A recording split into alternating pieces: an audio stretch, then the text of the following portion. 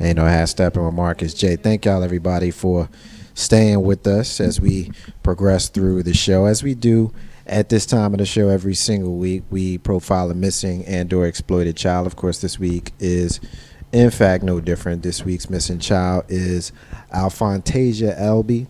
She's missing from Henrico, Virginia, which is a local area here in the Richmond, Virginia area since November 13, 2014. She's a 16-year-old black female. She's got black hair, brown eyes. She stands 5'7", weighs 136 pounds. She was last seen on the 13th of November, which is just last week, about 11 days ago, and she was wearing a flowery red shirt, blue jeans, and carrying a blue and black tote. If you have seen Alfontasia Elby, please contact the National Center for Missing and/or Exploited Children on their website, missingkids.com. Contact them by phone at 1-800-THE-LOST, 1-800-843-5678, or contact the local Henrico County Police Department at 804-501-5000. Ain't no half stepping with Marcus J. A couple of quick things I want to get to, and then we're going to get to the Diva Diaries. I got a question, and I'm going to bring the co-host in. I want you to address this one first as we kind of get through a couple of these what the hells. This one kind of bugged me out, and when I saw it, kind of blew my mind. This one's about a woman. She was being raped by her husband, right? She's being raped by her husband, and she killed him during the commission of him raping her, and she was arrested and convicted of his murder.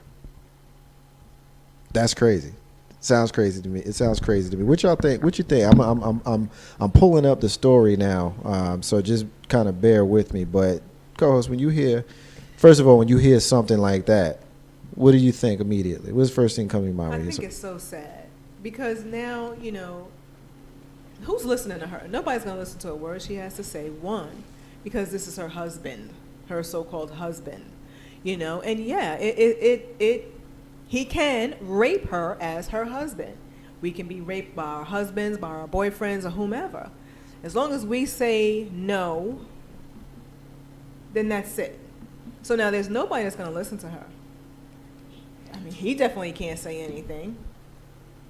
So it's going to be sad. It's going to be sad. They're going to, I hate to say it, but they're most likely going to convict her of murder. Well, she's got nothing to back this up. She has. She's been convicted. And where did, by the way, co-host, where did I get this article from? Oh, darling, the Huffington Post. Got it from the Huffington Post, of course. And I'm having a little bit of technical difficulty, so I'm having some trouble bringing this thing up. So we'll round table it as we have it. Diva, jump in here. As a sister, you hear a story like that. Okay, I got it. Florida jury found her guilty of second-degree murder. She fatally shot him while he raped her. This was 4 years ago. The prosecutors argued that she had been a consenting partner when they had simulated date rape. And when he refused to stop and leave, she shot him. You are not allowed to kill a house guest who's overstayed their visit, is what the assistant district attorney has said. Jury deliberated for just 3 hours. It was revealed that the woman, she misrepresented some aspects of the shooting. She arrived at the neighbor's house bleeding from her belly, asking for help after she had shot him, according to her earlier article. First, she told the neighbor that she had been stabbed by the ex-husband, and she later admitted to knifing herself to make the claim of self-defense more convincing, according to the arrest records. The defense maintained the cuts and abrasions on her body proved that the sex could not have been consensual. So now that we have it a little bit more fleshed out, she's claiming rape.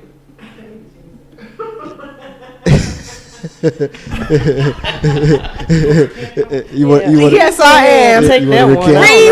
Rewind. Oh, wow. You know what? Initially, I felt sorry. That's because I did technical difficulty. I couldn't get it all pulled up, but I got it now. We got it now. But she throws everything out the water when she took enough guts to stab herself to help convince the story of rape. Are you serious? Gotta, So I don't. At this point, I don't feel sorry for her. I mean, I can't say, and I'm not judge or jury. I can't say if she was being raped. Maybe she was a consenting part, and maybe things just weren't going the way she wanted to, and something happened. I don't know what happened. How the heck do you get? Wait. I'm sorry. Brain freeze. Did she have to No. stab herself? I got a brain freeze. How did she shot him? How did she shot him? she shot him. Yeah. She shot him. I'm sorry. I was in the middle of being raped. I had enough time to stop and go get a gun to shoot him, and then now I'm gonna stab myself. And Lord, I quit. She's done. Lock him up. Throw away the key. we getting some love from our brother Hakeem. that's Hakeem too hasn't much. checked in a while. What's up, brother? Hakeem said it sounds fishy, Broderick. Can I paint a picture for you? Please. You know, please we do. saw the movie Harlem Nights Yes. with Eddie Murphy, and he was what's her name? She played in Delarice. no. Oh, Jasmine Guy. Jasmine Guy. Yeah. They the whole bedroom scene. Yep. She Yeah. had hid the gun Under under the the pillow. pillow, yep. He found it. He hid his own gun under the pillow. Right. I just want to paint that scene for you because she meant to shoot that brother. It was the gun already ready. If the gun was anywhere nearby, she meant to shoot him. Yeah, that was the setup. She was already. She was That already. gun from- was hidden, man. Joe, you got some words, man. You got the look on your face. I'm not gonna say a word. You gonna leave it alone? I'm gonna leave that clean You're alone. gonna leave that alone. Ain't no have step with Marcus. All right. This next one had me a little bit fired up when I actually Diva. Did you have a final word on that one? Did you have a final word on that one? You good? I didn't. I just shook my head and I was like, let's move on. You just move on. Because, that's the craziest mess I've ever heard of. And like SY said, even if she was guilty, which by all of that, I know she's not. I mean, even if she was innocent, I know she's not because of all that stabbing herself and stuff. Her, with her husband, a lot of times people perceive you as you're supposed to. You're just supposed to. That's your wifely duty. No matter how you feel, if you're sick or you have a headache or whatever, you're supposed to serve your husband. So already people think that, that wasn't rape. Yeah. But, yeah, that story was crazy. I think it was. I think it's crazy as hell as well. I agree with Hakeem that it is suspect. The headline says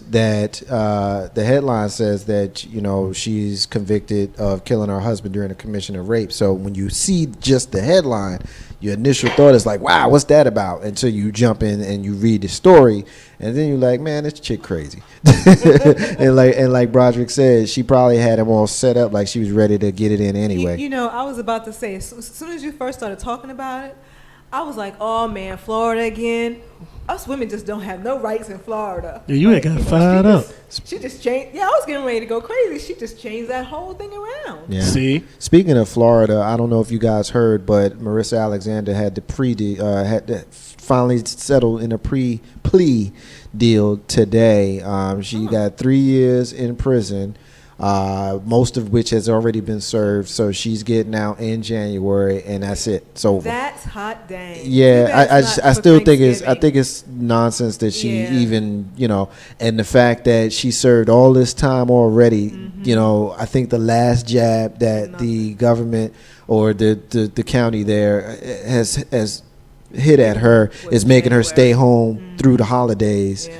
But Well, I'm glad she's coming home. Yes. I'm Yeah. glad she's coming home too. I wish it was for Thanksgiving. That would be. and wonderful, but- we've talked about her, at length, on the show, and we will agree. There's some listeners that disagree Right. with how that should go, and there's been people in studio that disagreed how that should go. But at the end of the day, I felt like she shouldn't have been in jail to begin with, and the fact that a 3-year ordeal is just about over, I'm pretty happy about that.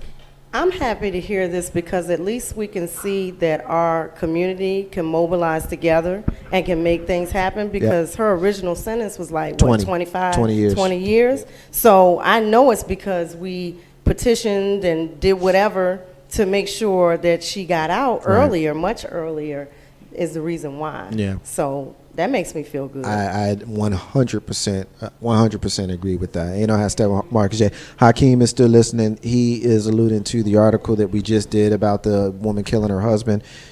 He said that it's bad because women have a hard enough time being taken seriously when they scream rape, and that kind of harkens back to what we talked about with Bill Cosby case earlier. You know, those women waiting a long time to say anything.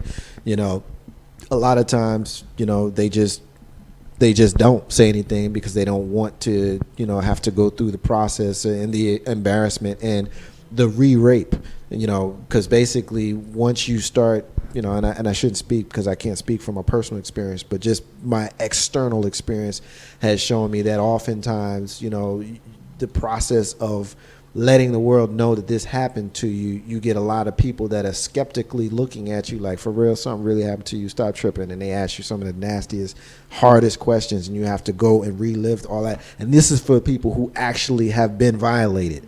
You know, those people who haven't, hey, you know, I'm not speaking about them, but the ones who actually have been, you know, I saw a number, and I can't remember the specifics, so I won't actually shout a number out, but the actual number of women who are violated versus the number who come forward is a very large difference. You know, far more people women are violated than actually say something and report it, I guess is the word. Ain't no how Steppin on Marcus. All right.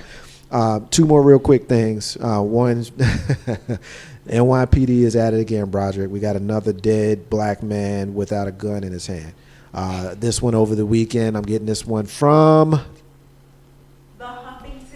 the Huffington Post. This one, Joe, Broderick, as men, y'all, I mean, we already going to be mad when we think about you know, any man, obviously a black man because we black men, but anybody who take one to the chest or the back and you unarmed, I mean, just the man in you is like, man, that's not a good look. Well, this one, the police commissioner, William Bratton, is saying it is a, quote, unfortunate tragedy. The victim is Akai Gurley. He spent the evening with his girl at the apartment inside the Lewis Pink housing projects. They left the 7th floor apartment around 11:15 and tried to take the elevator to the bottom floor. The elevator didn't work, so they entered the stairwell. 2 officers, meanwhile, were conducting a vertical patrol, also known as a top-to-bottom patrol, inside the building. Upon entering the, quote, dark stairwell on the 8th floor, Bratton said, Officer Peter Liang drew his gun and flashlight as a safety precaution. That's when Gurley and his girlfriend, and I won't say her name, we don't need to say her name, but it's here.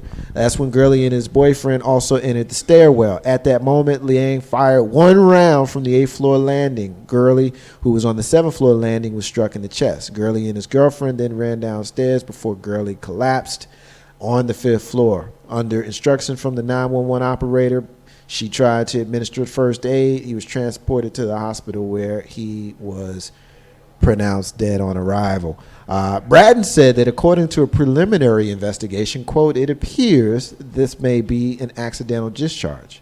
Gurley was not engaged in any criminal activity of any type. I see you over there, Broderick. I ain't gonna read no more. Go ahead and grab the mic, man. What you got? Well, I read that story, Okay. and I thought that was I don't even know how to describe that one, but the brother and his girl are in the stairwell. One of the things they tried to do to justify was that the officer that shot him was a rookie. He was a rookie police officer. 18 months on the job. So I don't know why that's supposed to make it any better, but you literally shot this man in the chest without any provocation. Actually, it was a ricochet. The girlfriend said that they didn't announce themselves or whatever. But here's my thing that really, and I'm just going out, what just pisses me off about that. They're saying or trying to say that it could have been an accidental discharge. But when you read earlier in the story, it said he drew his gun and his flashlight as a precautionary measure. That's not accidentally discharging anything. What you think, Joe? Okay. Sorry, I got to do the devil's advocate thing here. I don't want the devil nowhere around me. You have to come up with a different phrase. Just Okay, I'm going to have to play advocate. a different perspective. I'm going to have to play, I'm going to have to go, it could have been. And I'm not, and The only thing I don't like about this is the cover up portion. Case in point, there are situations where you fear, and I mean, you set up the scenario: dark hallway. You're doing a patrol. Have you ever been in a dark hallway doing a patrol in New York? Never. Mm. Never. Have you ever done any law enforcement, Roger? Because you're looking at me like, whatever. Have you ever done any law enforcement where you had to go pick up people? So Never. let me just I have to put it there. And I also got to ask a question. Was the police officer's name Ling? Liang. The spelling of it alludes to it being potentially an Asian guy. Okay. Yeah. All right. Well, you're trained as law enforcement to be able to react or not to react to certain situations, last minute. What's the matter? Last minute situations. And if I'm still remember correctly, if you didn't put if you don't have your finger on the trigger in the trigger housing, then it will never go off, because you can get a case in point. I can speak to if you get a jerk reaction. We know. Yeah. You get a jerk reaction, and you can. It can go off. Diva, what you think? You gonna make me answer this? Yeah, of course. That's what you're here for. I've been playing the advocate all night, and I don't want to get jumped on. Don't be scared. I got your back. Don't be Thank scared. you. Don't That's be why I scared. got my back. I'm behind you. I got your back. You're amongst family here. Don't be scared. He could have been racist and wanted to kill another black man, but it could have been him being a rookie, startled, dark hallway, accidentally shot the guy. I mean, it's always more than one way to look at things. Yeah, he could have, said, I see a black man, I'm going to kill him, but it might not be that simple. That's why. What you think? He didn't say that. And that definitely didn't happen. He had his flashlight on. He had his gun pulled. Okay? These three things did not happen at one time. The flashlight come on, the gun's pulled, and goes off. Those three things did not happen all at the same time. He pulled his weapon, and for whatever reason, like some other white dude, he's scared of a black dude for whatever reason, he shot this kid for nothing. These three things did not happen all at once. This is not an accident. I don't see this as being an accident. Flashlight is on. These two people are coming down steps. You're in the dark stairwell just as they're in the dark stairwell. If your flashlight is on, you can see that these kids have nothing in their hands. Why is your gun going off? And you can ask, why are you shaking your head? Why are you shaking your head? If your flashlight is on, you see enough to shoot me, you can see there's nothing in my hand. I think what we're missing is that he was on one floor and Gurley was on another floor. That's one piece that we're missing. 7th floor, what, 8th floor? Yeah, that's one thing that we're missing. And so he's looking.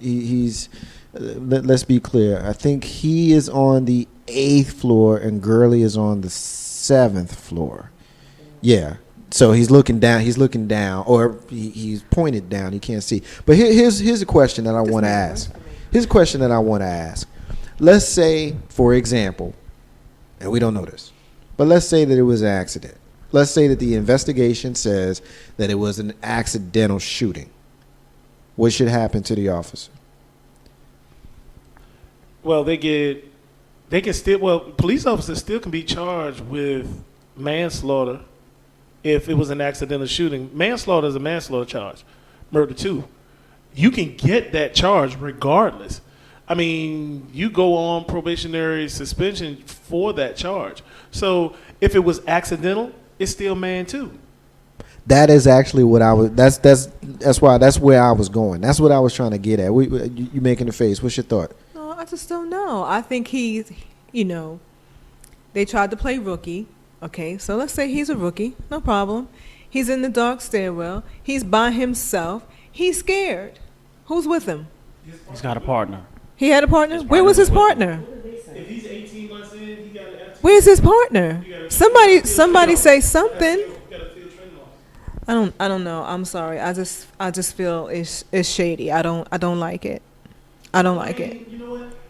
At least there's enough reasonable doubt. Mm-hmm. Unlike the Ferguson issue, where it was kind of a point blank, plain and simple. So, but here's my question to you, Joe. Because, and I'll be honest, to me, this almost sounds like an assassination. I would be curious to see if this was premeditated. Mm-hmm. This young man was targeted for something, whatever the case may be. And I'm not saying that that's it, but my spidey senses go off when I hear stuff like that. But to you, because you know more about law enforcement, here's my question. What in the situation as we read it would have provoked him to pull the trigger anyway? I mean, because it could have been a reaction. See, that's what I'm saying. Well, but that's what I'm saying. But when we read the story, it just says that they were coming into the stairwell while they were coming down on patrol. So maybe there's some information missing. I'm asking this question honestly. Maybe there's some information missing. But to me, I'm trying to figure out, if you've got your flashlight out and your weapon drawn and you're looking, you're patrolling, and you see people in the stairwell, what makes you twitch, jump, pull the trigger, do whatever? You mean to tell me you've never been startled? I have been startled, but not with a gun in my hand. Well, I mean, I've been startled with a weapon in my hand. I've shot stuff for people. Because and this is what we're talking about. My question is, as a police officer, if I'm not mistaken, the training goes that you, one, have to identify yourself. Two, you have to give a command to the perpetrator or whatever you want to call them.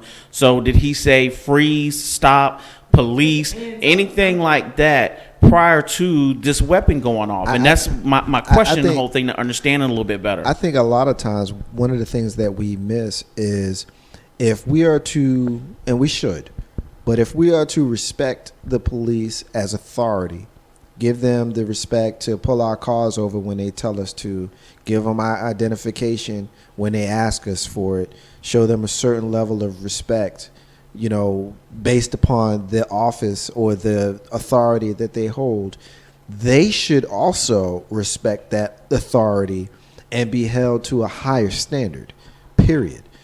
That means that you don't get to shoot somebody just because you're scared.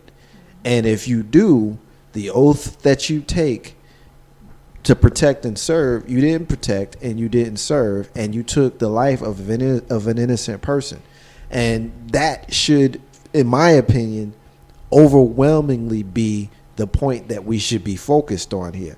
I don't want to, my personal opinion is, you got a scared rookie who was in the dark, heard somebody was and pulled the trigger and killed a kid by accident. That is what my personal opinion is here. I don't think this is the Eric Garner situation where he choked the guy out. I don't think that this is, the Mike Brown situation where there was an altercation. I just don't. The way that this article reads to me, you got a dude that's walking through the dark with a flashlight, and he saw a figure come up. He knew that he was in the projects, translation the hood, and he just saw somebody and was like, and it scared him, and he pulled the trigger, and the kid died. But the fact that you were scared is not going to be the magic pill to get you out of trouble. Your ass gotta go, Diva. He gotta go, to me. Well, of course I have questions. She's got questions, of course. We're going to write a book. Called questions, yeah, with a big ass question mark on the cover. I have questions. Yes. And it's going to be my face. Do we have any other information? Like, did the girlfriend say anything to? All we have is what we've read based on this particular article. There's some information missing here. I saw in one of the articles she did say a very limited amount. Basically, just that they shot him in the chest, point blank. They didn't ask any questions. I think she even may have stated that they didn't identify themselves or anything. I'm sure they did. In the article that I was reading. So again, that was what just had me curious. And again, I agree. It could have been an accident. I'm not able to determine one way or the other. But again, it just raises questions for me to I need to know more about that, because that just don't sound right. Can I just put something in the air real quick? Put it out there, bro. Knowing how police officers are trained to fire, it's always a two-tap. Yeah. If he only discharged one round, you're trained to hasten a mass, bop, bop. That's what you're trained to do. Okay. That's why I'm going back to it's more feasible to look at it from my point of view that it could have been an accident. I didn't say that it was, and to Marcus's point, I didn't say dude need to get off either. Please don't get that twisted with what I said. I said it could have been an accident. Now, I think that the guy is done. He can never go back. First of all, his own partner's not going to trust him. No. Nobody's going to trust this cat to go around with him because you might shoot me next. Yeah. Yeah. You know, and if you're that skittish, yes, the training does kick in. Yes, you're supposed to go and you train and you do this, but I'm going to tell you, training goes out the window when you get put in situations. Well, they should. The training Sometimes. should be. The training should be ingrained into you so that it becomes instinctual. Should be. Should be.